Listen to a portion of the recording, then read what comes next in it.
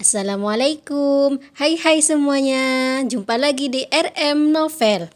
Jangan lupa ya, like, comment, subscribe, enjoy your reading.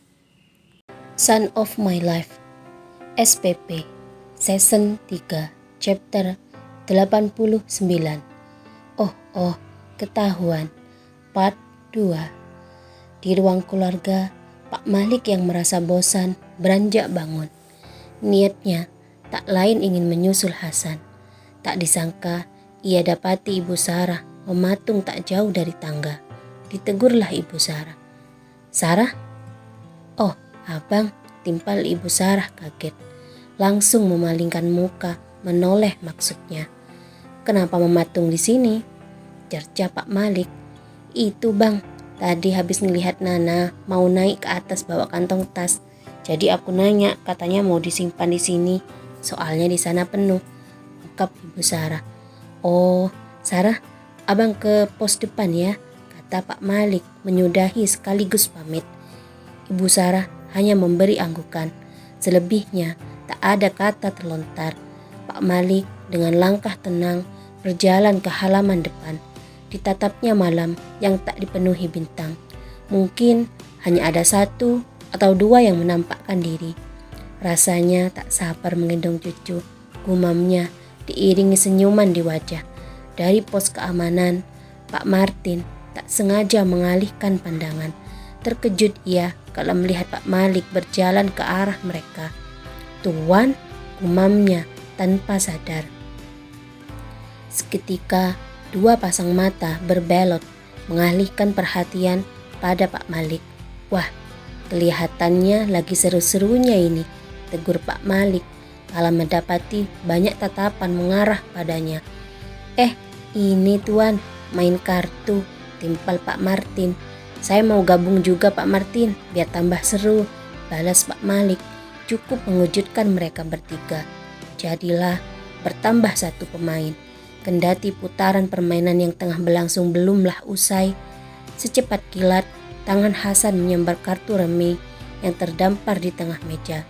Kartu remi di tangan Pak Martin serta Pak Iska juga diserahkan ke Hasan. "Mau minta bonus apa ini Pak Martin sama Pak Iska kalau menang?" celetuk Pak Malik.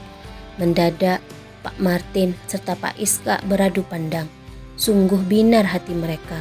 Telinga juga mekar berkali-kali lipat. Mimpi apa mereka semalam, pikir Pak Martin yang merasakan bakal kejatuhan duren. "Maksudnya ini ada taruhannya gitu tuan?" kata Pak Iska mengajukan tanya, tidak mudah tergoda.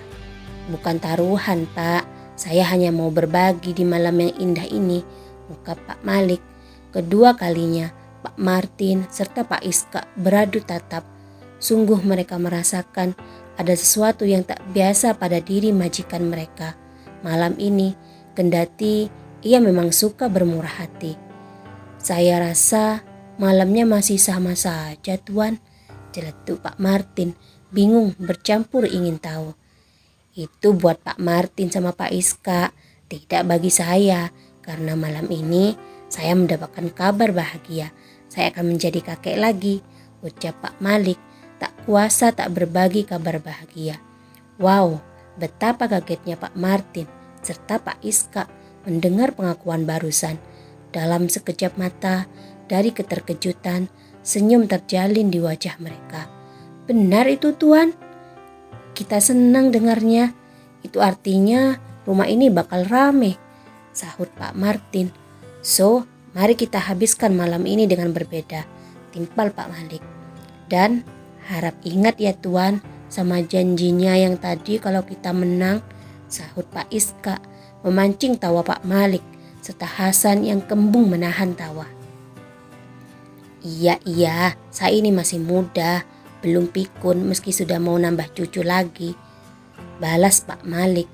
Jadilah secara resmi Pak Malik turut bergabung, bermain kartu remi bersama menantu serta 2 petugas keamanan yang telah terlampau lama bekerja di sana.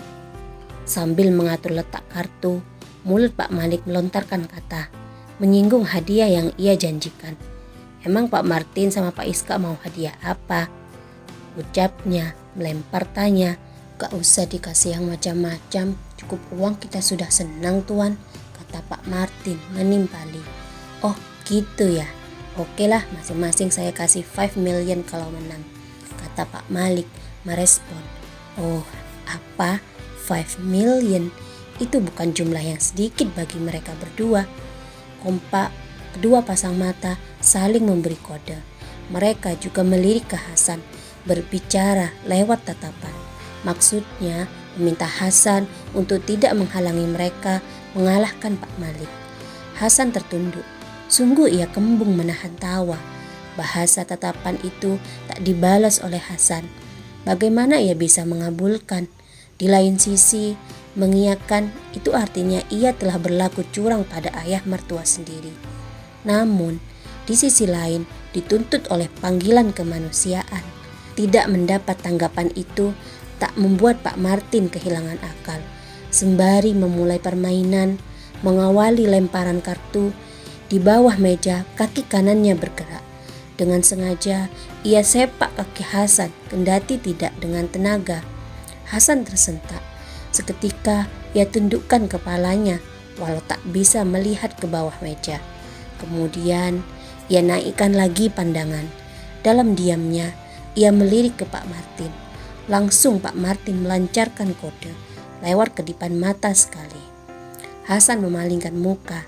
Tangan kanannya terdampar di kepala, menggaruk-garuk rambut walau tidak terasa gatal. "Nah Hasan, ayo giliranmu," tegur Pak Malik, membuyarkan konsentrasi Hasan. Gelabakan oleh teguran barusan, tangan Hasan merespon lebih cepat daripada otaknya. Ia tarik kartu remi secara asal, melempar ke tengah meja. Dan apa yang terjadi? Bola mata Hasan mendelik kala ia tatap kartu yang dikeluarkan. "Sial, buyar ini wes ceritane," umpat Hasan di hati lantaran keliru mengeluarkan kartu. Senyum sumringah dipertontonkan oleh Pak Martin serta Pak Iska. Saling bekerja sama, keduanya berusaha mengalahkan Pak Malik. "Nak Hasan, Nana habis shopping ya, kok sebagian dibawa ke sini? Katanya nggak muat di sana," celetuk Pak Malik kembali membuyarkan konsentrasi Hasan. Kali ini dosisnya cukup tinggi. Mendadak Hasan teringat peraturan yang ditetapkan. "Jadi itu maksudnya istriku nyuruh bawa mobil yang kuning," gumamnya di hati, terlarut akan pikirannya sendiri, bukan menimpali omongan Pak Malik. Hingga Pak Iska menegur, barulah sedikit konsentrasi Hasan kembali. "Kok sudah giliran saya lagi?" celetuknya, kebingungan menentukan kartu di tangan. Walau telah berusaha menjaga konsentrasi, tetap saja otak Hasan terpecah. Sebagian bertugas konsentrasi pada permainan, sebagian lagi dituntut mencari akal supaya bisa membalas kecurangan Naura. Mencekal tindakan curang itu maksudnya. "Ya memang sudah gilirannya Aden," sambung Pak Iska. Sembari tersipu, Hasan melirik sejenak. Lalu sebuah kartu dilempar ke tengah meja. Serempak Pak Martin serta Pak Iska menebar senyum. Menatap kartu yang keluar, juga mengintip kartu di tangan masing-masing. "Rasanya main catur itu memang spesialisnya saya," kata Pak Malik saat setelah sampai pada gilirannya. Beberapa saat ia terdiam, menimbang sebelum memutuskan kartu mana yang harus ditarik. Gak ada lagi, umpatnya di hati, menarik kartu dengan berat hati. Demikianlah permainan berlangsung. Betapa solidnya Pak Martin serta Pak Iska menyusun trik, tidak membiarkan Pak Malik melenggang bebas. Hasan juga mendapat ancaman lewat kode-kode yang tak henti dilancarkan oleh Pak Martin. Hingga akhirnya datanglah Ibu Sarah, diminta oleh Naura untuk menjemput dua pria yang lupa waktu. "Abang," seru Ibu Sarah, rendah terdengar, namun cukup jernih di telinga. Seketika 4 pasang mata menoleh. Sekali lagi Ibu Sarah menegur, mengingatkan jika jam sudah terlewat dari angka 10. "Wah, padahal ini masih seru-serunya," kata Pak Malik ogah bangun. Itu Nak Hasan, ditunggu sama Nana, sambung Ibu Sarah mengingatkan. Secara tiba-tiba mulut Hasan langsung merespon kali ini, walau tak sejalan dengan otaknya. Saya rasa malam ini saya menginap Tante, tolong bilangkan adik bisa istirahat duluan di kamar, kata Hasan begitu lancar serta tenangnya berkata. Ibu Sarah tak bisa membantah. Alih-alih mendangkapi, ia berlalu dari hadapan mereka. Dan sesampainya di teras samping rumah, Naura telah berdiri menunggu. Tante, tegurnya dengan nada bertanya. Nana istirahatlah duluan, sepertinya mereka tidak bisa diganggu, katanya Nak Hasan malam ini menginap di sini, kata Ibu Sarah menyampaikan titipan dari Hasan. Oh, seru Naura tak menimpali lagi. Hanya bola mata melirik jauh ke depan sana, memperhatikan sang suami serta yang lain yang terlihat heboh. Wadimor itu kalau sudah ngumpul, gumamnya di hati. Yah, mau bagaimana lagi, kendati cukup kesal. Pada akhirnya Naura seret kakinya menaiki tangga menuju kamar. Rasanya lama juga gak nginep, gumam Naura tepat sebelum tangannya mendorong pintu kamar. Sunyi mendadak datang menerpa. Langkah Naura ringan terlihat kala memasuki kamar. Ia jatuhkan dirinya ke sofa, menyalakan televisi lantaran tak merasakan kantuk. Dipilihnya film bergenre komedi supaya matanya tetap terjaga sembari menunggu kemunculan Hasan. Sayang, ia yang ditunggu malah bertambah menikmati permainan, sama sekali terlupa. Dan waktu berjalan tanpa terasa. Malam kian larut, namun keseruan di luar rumah seakan bertambah seiring sunyinya malam. Apalagi Pak Martin serta Pak Iska terlampau solid demi bisa mengalahkan Pak Malik. Hasan sendiri kendati sudah bisa sepenuhnya berkonsentrasi, tidak bisa berbuat apa-apa. Anggaplah ia bermain nothing tulus, sampai mulut Pak Malik menguap. Manakala kantuk mulai menghinggapi, akhirnya permainan disudahi. Maaf ya Pak Martin, Pak Iska, seru Pak Malik pamit. Iya Tuan, tapi mohon diingat sama janjinya, sahut Pak Martin sambil nyengir. Pak Malik membalasnya. Besok pagi Pak Martin sama Pak Iska datanglah ke ruang kerja saya. Apa? Besok pagi? Wah, bola mata Pak Martin serta Pak Iska jernih. Sejernih embun pagi mendengar pernyataan Pak Malik. Sungguh kantuk sama sekali tidak datang menyapa. Baik Tuan, sahut keduanya serempak. Di samping Pak Malik, Hasan tertunduk menyembunyikan senyum lebarnya yang tak mampu ditahan. Berjalan ia mengikuti langkah Pak Malik yang nampak tenang hingga mencapai ruang keluarga. Barulah mereka berpisah. Pamitlah Hasan untuk kembali ke lantai 2. Ke kamar lebih tepatnya. Dan sesampainya di kamar, tak disangka ia mendapati televisi menyala. Volume suaranya juga lumayan tinggi. Hasan kira Naura tengah asik menonton televisi, sehingga laki-laki itu berjalan pelan menuju kamar mandi.